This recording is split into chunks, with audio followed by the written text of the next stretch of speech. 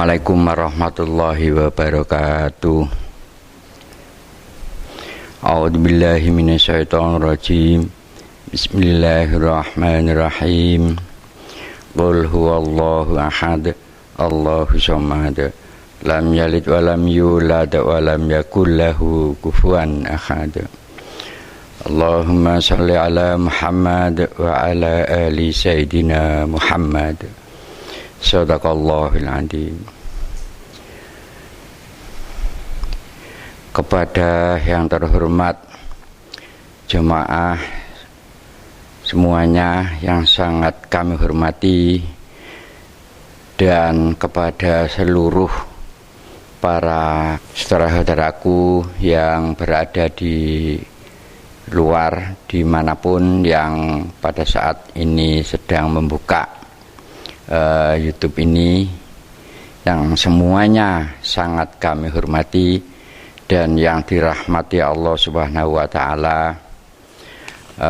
Di tempat kami pada saat ini sekitar jam 11.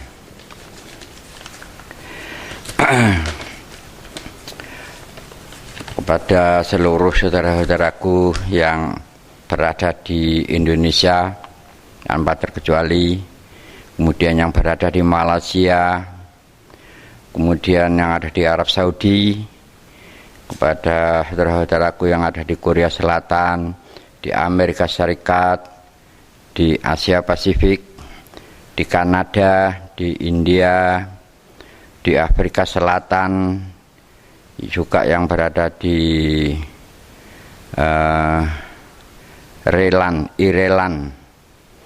Ireland atau mungkin di Irlandia ini.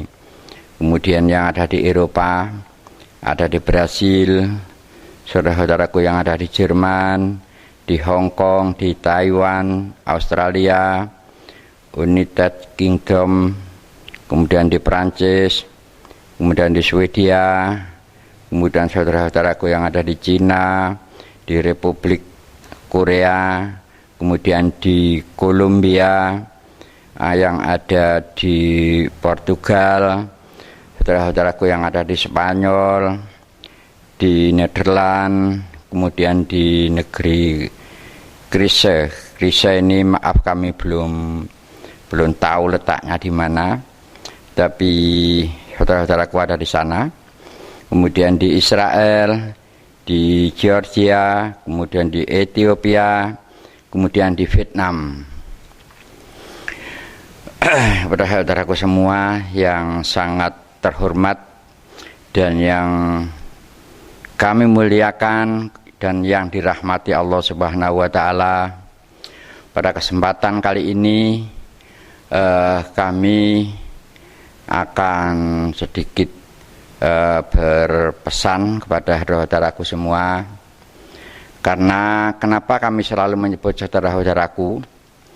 Karena Islam ini adalah persaudaraan, bukan suatu perguruan. Dan kami memang bukan guru. Jadi kalau yang harus ada gurunya itu adalah belajar membaca Quran. Itu harus ada gurunya, tidak boleh belajar sendiri. Tapi kalau soal pengetahuan Islam, ini kita tidak boleh memandang saudara kita yang mana aja yang berpendapat itu bisa kita dengarkan. Saudara-saudaraku yang sangat kami muliakan, setiap habis sholat, ini biasakan setiap habis sholat tadi, pertama kita kirim doa baca Fatihah kepada junjungan kita Nabi besar Muhammad Shallallahu Alaihi Wasallam. Cuma dengan disertai pengertian, disertai yang kita maksud, walaupun di bibir ini hanya kirim doa kepada Rasulullah Muhammad ya, tapi yang kita maksud tadi semuanya, beserta keluarganya, beserta anak turunnya hingga yaumil qiyamah, itu yang kita maksud. Mendoakan beliau-beliau ini semuanya tanpa terkecuali keturunan dari Rasulullah Shallallahu Alaihi Wasallam. Kemudian yang kedua, kirim doa Fatihah satu kali kepada sahabat Nabi, yaitu Sayyidina Abu Bakar Siddiq. Itu pun yang dimaksud bukan hanya Sayyidina Abu Bakar saja, tapi beserta keluarganya dan beserta anak turunnya hingga yaumil qiyamah. Demikian pula kepada Sayyidina Umar bin Khattab juga demikian. Semuanya yang kita Fatihah, baca satu kali Fatihah tadi untuk sahabat Sayyidina Umar, ini yang kita maksud itu semuanya, bukan hanya terhenti di Sayyidina Umar saja, tapi beserta anak turunnya hingga yaumil qiyamah. Demikian pula kepada Sayyidina Utsman bin Affan, itu juga demikian, yang kita baca Fatihah, tapi yang kita maksud ialah beserta keluarganya dan anak turunnya hingga yaumil qiyamah. Kemudian sahabat Sayyidina Ali itu juga demikian, beserta keluarganya, beserta anak turunnya hingga sampai yaumil qiyamah. Jadi keempat sahabat Nabi tadi jangan ada yang timpang, artinya harus sama kita hormati. Juga seluruh keturunan-keturunan beliau. Kemudian yang ketiga, kirim doa kepada Nabiullah Khidir. Kalau kita sedang mendoakan Nabiullah Khidir, itu sesungguhnya kita sedang mendoakan seluruh umat manusia di muka bumi ini. Kenapa demikian? Kenyataan Nabiullah Khidir itu cuma satu, tapi ada di seluruh umat manusia. Itu. Kemudian yang keempat, mendoakan ummahatina ummahatikum, itu maksudnya orang tua kita, ya orang tuanya saudara-saudara kita. Ini juga sekaligus dikirim doa, baca Fatihah beberapa kali, kemudian baca doa. Itu kita lakukan tiap-tiap habis sholat fardu. Kalau begitu pengertian kita yang pertama tadi, kirim doa kepada Kanjeng Nabi Muhammad SAW beserta keluarganya dan anak cucunya hingga yaumil qiyamah, itu tidak bisa lepas dari para habaib, anak cucunya Nabi. Itu pun kita semua haruslah menghormati. Jadi pesan kami, jangan sampai ada yang pernah mendengarkan YouTube ini ikut-ikut menghujat para habaib. Itu pesan kami yang sangat penting Anda pahami. Kenapa demikian? Karena beliau anak turunnya Nabi.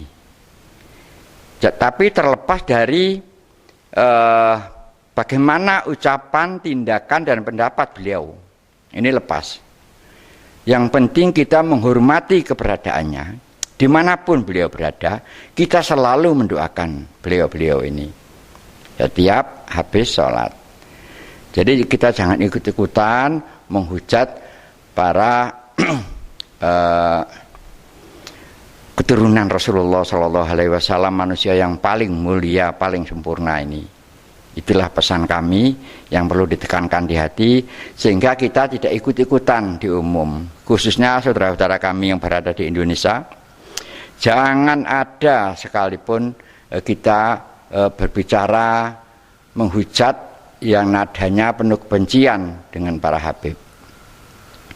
Jadi kita harus bisa membedakan mana garamnya, mana asinnya. Itu. Kalau soal pendapat dan ucapan, tindakan maupun pendapat, itu bisa secara pribadi-pribadi, tapi orangnya harus tetap kita hormati. Itu. Karena ini sangat memancing. Kami dengar akhir-akhir ini banyak yang menghujat. Itu bukanlah akhlak seorang mukmin. Karena seorang mukmin tadi panutannya adalah Rasulullah, sehingga kita harus menghormati seluruh anak cucunya. Tapi soal ucapan dan pendapat beliau-beliau ini, itu urusan masing-masing, urusan pribadi. Jadi kita tidak layak kalau kita menghujat ataupun berbicara kasar kepada beliau-beliau. Ini perlu kita jaga. Karena itu nggak mudah. Terkadang banyak orang yang kepancing, kemudian mengeluarkan kata-kata yang tidak seharusnya kita ucapkan. Jangan pernah main-main dengan hal ini. Ini tidaklah mudah, tapi kita harus memaklumi. Panutan kita itu memang Rasulullah. Kalau Rasulullah itu kita lihat semuanya, ya orangnya, ya akhlaknya, karena beliau panutan, beliau kekasih Allah. Tapi kalau anak turunnya hingga sekarang, yang sekarang ini jumlahnya enggak terhitung, yang tersebar di seluruh dunia, mungkin di negara Anda juga banyak di sana para habaib, hormatilah beliau dimanapun beliau berada. Soal pendapat itu terserah masing-masing. Itu yang perlu kami sampaikan dalam kesempatan ini. Ini berlaku bukan hanya di Indonesia, ya, tapi semua saudara-saudara kami yang berada di luar negeri juga demikian. Lakukan doa tawasul tadi tiap-tiap habis sholat. Dan lagi, kalau Anda menaruh kebencian kepada salah satu habaib, umpamanya ya, ini setiap manusia ini mendoakan anak turun kita sendiri. Lah kalau kita menaruh benci dengan para habaib tadi, bisa jadi doa kita nggak sampai. Jadi apa yang kita lakukan ini akan menimpa diri kita sendiri. Itu kenapa saya berpesan demikian. Itu kita mendoakan anak turunnya Nabi sama halnya dengan kita mendoakan anak turun kita sendiri. Lah kalau saat ini kita menghujat salah satu dari keturunan Rasulullah ini, maka sama halnya dengan kita menghentikan atau menghalangi datangnya doa-doa kita kepada anak cucu kita sendiri. Pikirkan baik-baik hal itu, karena apa yang kita lakukan ini akan kembali menimpa diri kita sendiri. Itulah sebagai seorang mukmin harus luas wawasan dan harus berbesar jiwa. Itu. Jadi jangan sampai kita mempunyai jiwa yang kecil.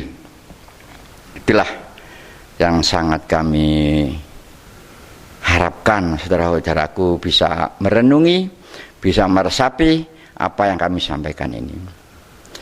Tapi kalau masalah garis pokok, ya tetap seperti semula saya, yang disebut syariat Islam, yang disebut jalan yang lurus, itu adalah 2 kalimat syahadat, kemudian dirikan sholat, kemudian tunaikan zakat, kemudian puasa di bulan suci Ramadan, kemudian pergi haji bila mana mampu. Itulah jalan yang lurus. Itu tetap kami tidak akan pernah merubah tadi, karena kalau kita tidak mau kembali seperti aslinya jalan yang lurus yang dibawa langsung oleh Rasulullah, maka kita akan larut ke titik akhir sana. Itu saudara-saudaraku yang sangat budiman, saudara-saudaraku yang dirahmati Allah Subhanahu wa taala, apabila Anda mau merenung dan mendengar apa yang kami sampaikan tadi, Anda mendoakan anak cucu Anda juga pasti sampai. Jangan sampai kita menghalangi datangnya doa kita sendiri. Itu. Jadi seorang mukmin itu harus selalu memikirkan sebab dan akibat. Jadi jangan kita asal ngomong, asal bicara, itu berarti kita keseret atau terburu nafsu. Itu sangat penting sekali. Lain daripada itu, kami akan sedikit menjelaskan tentang penyakit, tentang suatu penyakit, ya. Apabila pada saat ini ada salah satu saudara atau orang tua Anda atau famili Anda atau kerabat Anda yang mana tertimpa penyakit diabetes atau kencing manis. Caranya, apabila sudah terlanjur terkena penyakit diabetes, maka Anda harus berusaha keras untuk bisa memaklumi kepada orang tua dan kepada kedua mertua Anda. Jangan sekali-kali berpendapat bahwa diabetes ini keturunan dari kedua orang tua. Saudara-saudaraku yang sangat kami muliakan, yang sangat kami hormati, karena apa yang kami sampaikan ini sama sekali tidak sama dengan keterangan yang diberikan oleh medis. Karena apa? Karena kalau menurut medis penyakit diabetes tadi keturunan. Itu. Padahal sesungguhnya tidak begitu. Memang benar turunan, tapi yang diturun tadi sifatnya. Itu. Kalau sifatnya diturun, walaupun tetangga desa pun akan terjangkit penyakit diabetes. Itu. Walaupun ayah dan ibunya ini sakit diabetes, ya, kalau anaknya ini tidak mencontoh sifat dari kedua orang tua, maka dia tidak akan terkena penyakit diabetes. Maksudnya begini, penyebab dari penyakit diabetes tadi karena kita berpendapat dengan kuat bahwa penyakit diabetes ini keturunan dari orang tua. Kalau itu Anda percaya, maka sama halnya dengan sampean menanam benih di hati Anda, menanam benih prasangka buruk kepada kedua orang tua. Lah itulah yang menjadi benih prasangka buruk kelanjutannya. Jadi perlu Anda hentikan bahwa diabetes tadi penyebabnya bukanlah keturunan orangnya, ya, tapi sifatnya. Jadi seseorang yang punya sifat seenaknya sendiri kepada orang tua maupun kedua mertua, kemudian punya sifat seenaknya sendiri kepada anak-anaknya, orang itu sudah pasti dapat dipastikan terkena diabetes.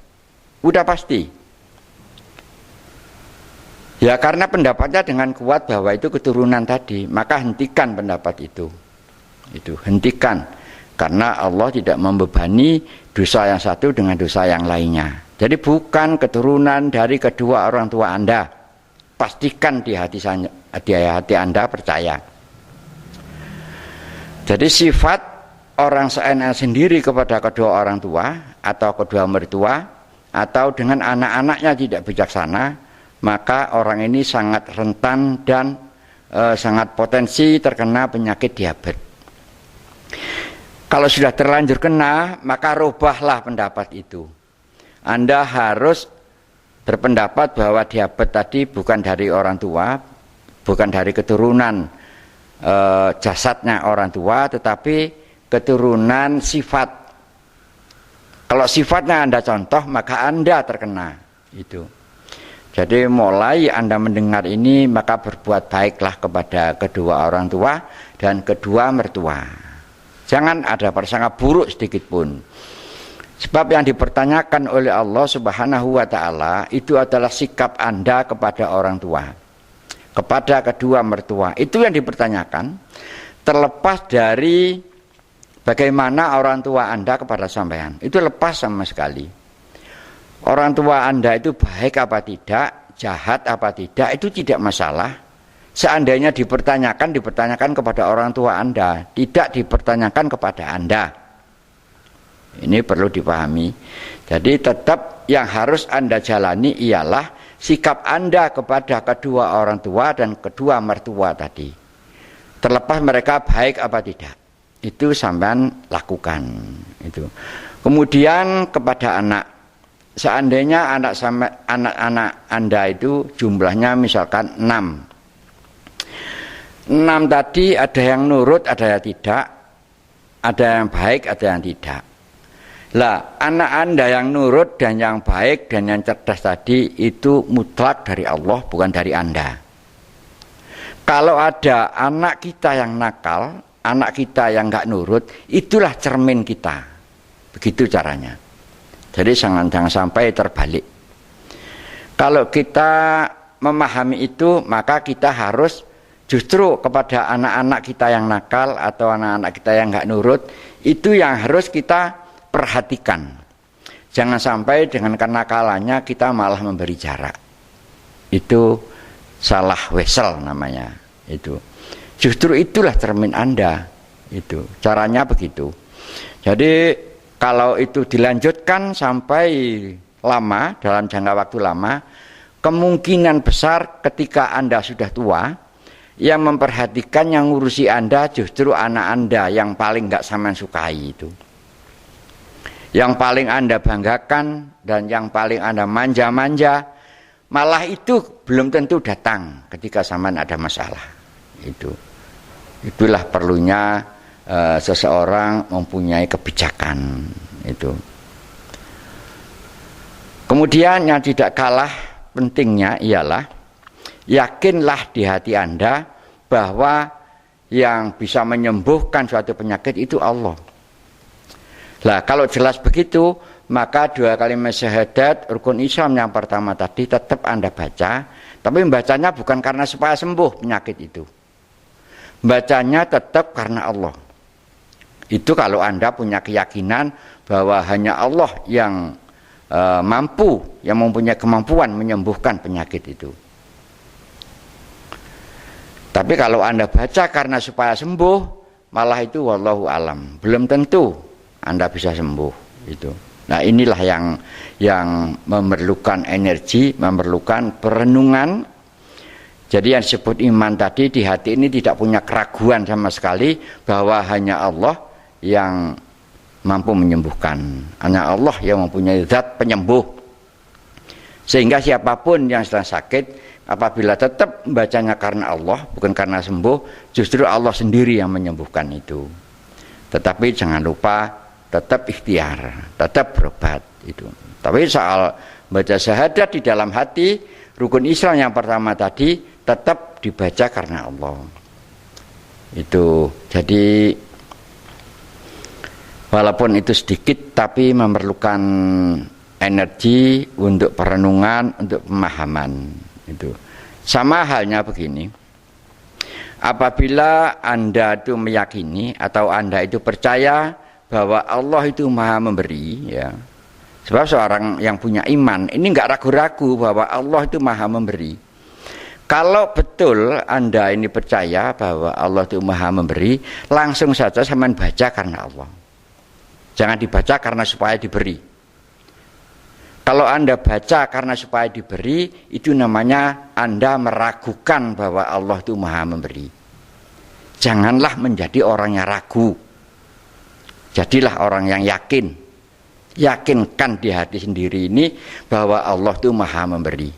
Sehingga siapapun yang membaca dua kalimat syahadat itu karena Allah, maka orang itu akan selalu diberi. Selalu. Allah tahu persis keinginan Anda. Anda tidak perlu repot-repot menyebutkan keinginan Anda. Asal bacanya karena Allah, Allah akan memberi. Tapi kalau dibaca karena supaya diberi, maka belumlah tentu diberi. Seandainya diberi pun Anda tidak akan bisa merasakan nikmatnya. Itulah yang disebut keyakinan. Itulah yang disebut iman. Iman kepada Allah beserta seluruh sifat-sifatnya. Yakinkan di hati Anda bahwa Allah itu Maha Pengampun. Jangan ada keraguan. Maka Anda tetap baca syahadat karena Allah, bukan karena supaya diampuni. Kalau itu Anda lakukan, itu justru hak Anda diampuni oleh Allah. Karena bacanya karena Allah. Sementara Allah Maha Pengampun. Itu. Selain Anda diampuni, ya, Anda akan dianugerahi oleh Allah sifat pemaaf. Itu. Selain Anda diampuni oleh Allah, maka Anda dianugerahi sifat pemaaf sehingga Anda tidak kesulitan, tidak sering sakit hati karena sangat mudah memberikan maklum, memberikan maaf kepada siapapun. Itu. Terus begini. Anda kalau seandainya kami beritahu bahwa Allah ini Maha Tahu, kan percaya ya. Kalau nggak percaya berarti nggak punya iman sampean. Gitu. Allah ini Maha Tahu, hak ini. Barang siapa yang ibadah karena Allah, ya, orang itu akan selalu diberitahu oleh Allah. Selalu diberitahu hal-hal yang mana orang lain tidak tahu. Asal ibadah karena Allah, asal bacanya syahadat tadi karena Allah. Itu. Jangan ragu-ragu itu. Tapi kalau saman baca supaya karena diberitahu, justru saman nggak akan tahu apa-apa. Itu. Tapi kalau saman baca karena Allah, maka Allah akan selalu memberitahu kepada Anda hal-hal yang mana orang lain itu tidak tahu. Anda akan memahami, akan mengetahui banyak hal, bahkan rahasia-rahasianya Allah diberitahukan kepada Anda. Jadi jangan ada keraguan sedikit pun bahwa Allah Maha tahu. Siapapun hambanya yang membaca 2 kalimat syahadat karena Allah, maka orang itu selalu diberitahu.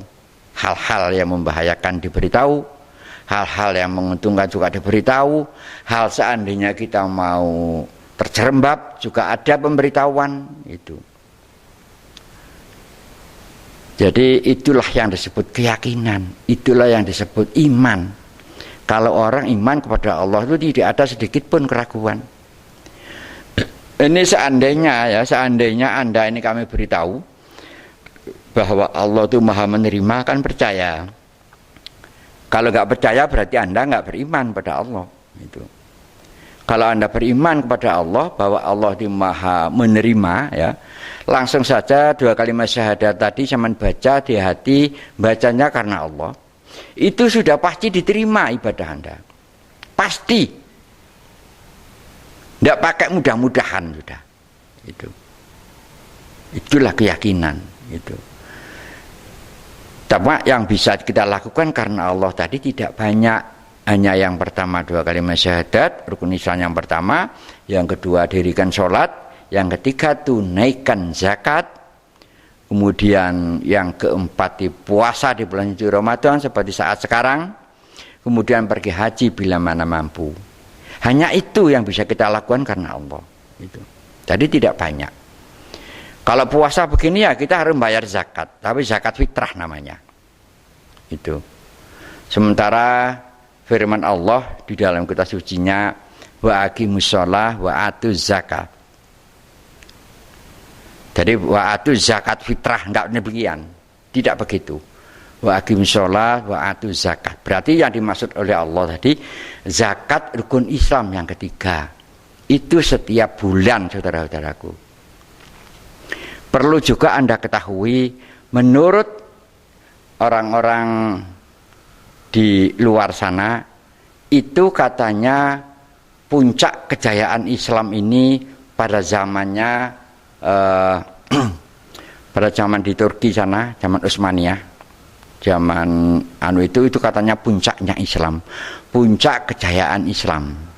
Tapi menurut kami bukan itu. Menurut kami puncaknya kejayaan Islam tadi ialah ketika Rasulullah SAW di usia 40 tahun hingga 63 tahun. Itu puncaknya kejayaan Islam.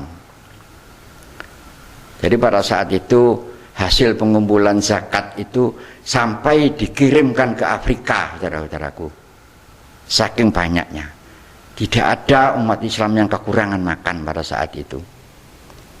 Sekarang ini kelihatannya maju pesat Islam, tapi zakat ditinggalkan. Diganti zakat fitrah. Kalau zakat fitrah itu syarat rukunnya puasa. Jadi kita harus dewasa. Apa bedanya zakat rukun dengan zakat syarat rukun? Itu. Saudaraku sekalian yang sangat kami hormati, karena yang kami sampaikan ini sesuatu yang hak dan itu dasarnya orang Islam. Tidak bisa ditambah maupun dikurangi. Jangan ada pernah yang berani merubah itu, ya. Kalau merubah itu nanti ketika di akhirat mau mendekati telaga Al-Kautsar akan diusir oleh para malaikat. Oleh sebab itu tidak main-main apa yang kami sampaikan ini. Kita kembalilah ke jalan aslinya. Kita kembali ke jalan yang lurus. Nggak ada cara lain kecuali kita mau kembali jalan yang asli yang dibawa oleh Rasulullah. Kalau itu Anda lakukan, maka yakinlah bahwa Anda dalam kondisi dipelihara, dilindungi oleh Allah Subhanahu wa Ta'ala. Dan yang dilindungi bukan hanya Anda, termasuk keluarga Anda, termasuk anak turun Anda hingga yaumil qiyamah. Itu. Karena kalau yang fardu ini sudah beres dan utuh, soal pelaksanaan sunnah-sunnah itu bernilai semua. Anda pasti ikhlas. Jadi untuk mencapai mukhlis, ya, untuk mencapai setingkat mukhlis, itu tidak ada cara lain kecuali memakai cara yang ursinil itu tadi. cara yang dibawa oleh Nabi kita yang tercinta, yaitu Rasulullah Shallallahu Alaihi Wasallam. Tidak memakai caranya orang lain. Itulah yang sangat penting dan sangat tentu saja dengan harapan Anda mau merenung dan mendengar apa yang kami sampaikan ini. Dan kami tidak memaksa Anda karena kami sangat menghormati Anda, dan kami juga tidak bermaksud menggurui Anda karena kami bukan guru. Kami sebagai saudara hanya sekedar menyampaikan. Dan apa yang kami sampaikan ini adalah sesuatu yang hak sama sekali. Ini khusus bagi yang di Indonesia, ya. Hentikan sama sekali, jangan ada kata-kata olok-olok kepada para habaib. Itu pesan kami. Karena kalau itu kita lakukan, maka bencana akan berkepanjangan. Harus kita hentikan, ya. Kalau masalah ucapan, tindakan, dan pendapat itu urusan masing-masing. Yang kita hormati adalah orangnya. Masalah pendapatnya urusan masing-masing. Itu. Jadi sulitnya sama halnya dengan memisahkan garam dan asinnya. Tapi kita harus berupaya. Hormati dimanapun beliau berada. Jangan bicara kasar maupun kotor, apalagi mengolok-olok kepada beliau-beliau ini. Apabila itu dilakukan, maka bisa jadi doa Anda mendoakan anak turun kita terhenti. Ini sama sekali harus dipahami kepada seluruhnya yang tinggal di negara manapun. Dan lagi apabila syariat Islam tadi yang murni tadi dilakukan, dijalani, Anda tinggal di negara manapun tidak ada masalah. Anda tidak akan membuat kekisruan di negara itu. Tidak akan. Selain tidak akan membuat kekisruan, negara Anda, bukan hanya Anda yang mendapat rahmat, bukan hanya keluarga Anda yang mendapat rahmat, termasuk negeri Anda pun mendapat rahmat. Renungkan baik-baik apa yang kami sampaikan tadi. Itulah kiranya yang dapat kami sampaikan pada kesempatan ini. Apabila ada kata-kata yang mungkin kurang sopan atau kurang etika, mohon kiranya kami dimaafkan. Akhirul kalam. Assalamualaikum warahmatullahi wabarakatuh.